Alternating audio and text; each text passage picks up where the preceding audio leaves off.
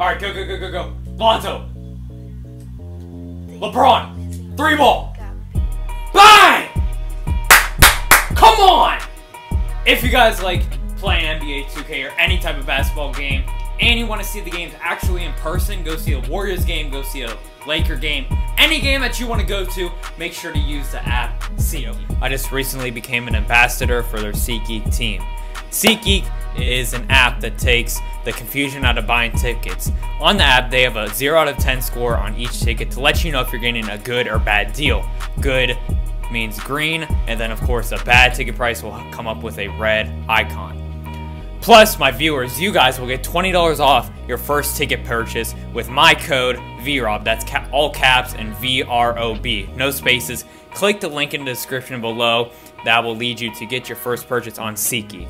Also, if you want to apply to be a SeatGeek ambassador, Team SeatGeek, the link will also be in the description. Thank you, SeatGeek, for sponsoring this video, and enjoy the rest of the video. That's all I gotta say.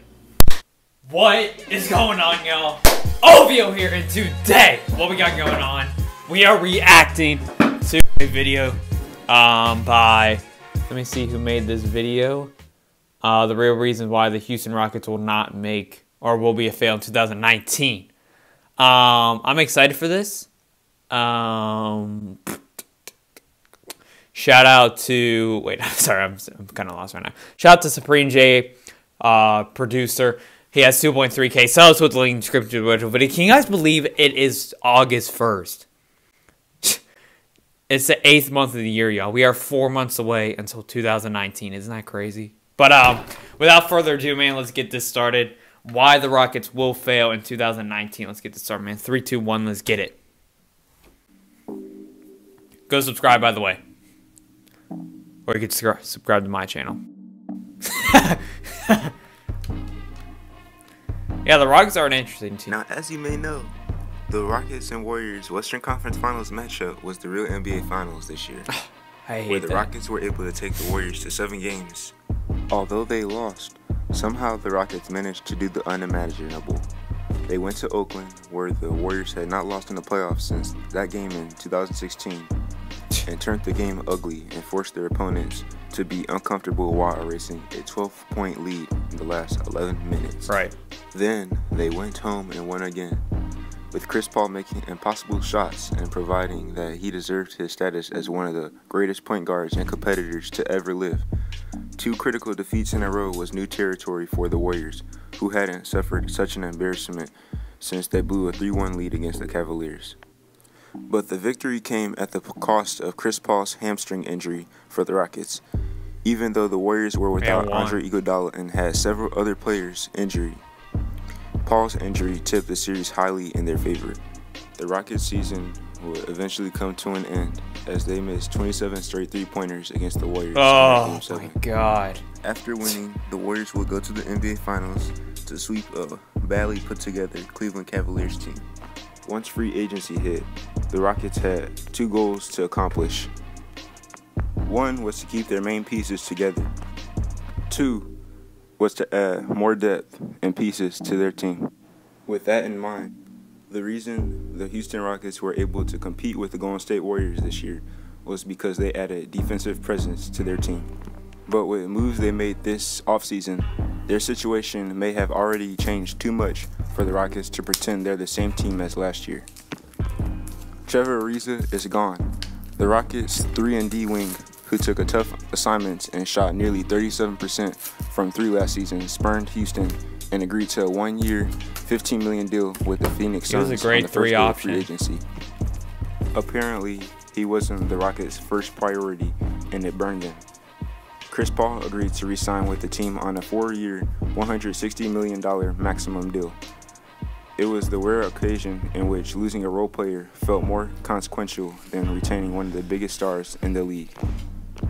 A second surprise came Monday when it was reported that Luc Mbah a Moute agreed to sign a 1-year, $4.3 million deal with the Clippers. Oh, he went to the Clippers? Despite his late season effectiveness due to shoulder injuries, Mbah a Moute was a vital contributor to the Rockets' switch-everything defensive plan last season. He is. He had the best defensive rating of any. Bro, they were up by double digits in Game 7, y'all. Oh my God, I totally forgot about that. Oh my God. In there as they just signed Carmelo Anthony to a one-year deal. Carmelo Anthony is not even a perfect fit for the Houston Rockets. The Rockets thrived in a heavy isolation system last season, but it was rooted in James Harden and Chris Paul's individual efficiency. While there would be space for Melo to stay mellow, he proved in his season with the Thunder that he's one of the least efficient players in the game. The season is long, and as we saw from the Cavaliers last season, the Rockets don't necessarily have all the moves during the summer to make to better their team. The Rockets only want another shot at the Warriors, and I'm sure possible deals will come up. But after being shunned by the LeBron this summer and seeing the Lakers, Thunder, and Jazz either maintain their roster or make notable improvements in the West, this season is shaping up to be a tougher climb than the last. The Rockets, as it stands, should be still considered the second favorites out West, but a scary possibility looms. What if they've already reached their peak? We ask ourselves this question about the Rockets, yet we cannot ask ourselves this question about the Warriors. As of right now, I don't see any team stopping the Warriors, and that includes the Rockets. They have just added DeMarcus Cousins, the best center in the NBA, to their roster. Season after season, the Warriors still find ways to get better and better through free agency or the draft. If the Rockets don't make sudden changes to their roster throughout the season, there will be no beating the Warriors. As this video comes to an end, be sure to hit that like button and subscribe for more. That was a good video, yo. Shout out to him. That was actually a really good video. But I kind of agree, but I kind of disagree. Have they reached the peak? That is still yet to be seen. But I don't put them as the biggest threat to the Warriors. You what? To be honest with you, as much as I rip on the Celtics, if everyone is healthy, they stay in best talent for talent. Like, if you go down the roster, it's starting lineup is Kyrie, Jaylen Brown, Tatum, Hayward, and Horford. I think that's the best starting five besides Golden State. And I'm just going to keep it real with you guys. I'm excited for the NBA season. But if DeMarcus Cousins does come back healthy sometime in the season, that's a wrap. It's a wrap. No one can... I saw this one sheet. It was like... It showed how many All-Stars each team has. A lot of teams have 0. A lot of teams have 1. And then a good, 11 teams have 2. Or, like 7. And then there's no teams that have 3, no that have 4. Then the Warriors have 5. Like, do you understand how annoying that is? They have 5. It is an all-star start. So, all we can do is pray. I love DeMarcus Cousins. I used to love you, bro, but if he comes back, it's a wrap. They'll go 16-0 in the playoffs, just like that. Maybe lose one game. But, yeah, comment out what you think. What do you think about the Houston Rockets? I bet they win 63 games next year. I don't know. Let me know what you guys think down below. Make sure to leave a like. Subscribe if you guys are new. Thank you so much for love support. Cannot thank y'all enough. 3,000 subs on the way. Enjoy the rest of your day. LZW signing out.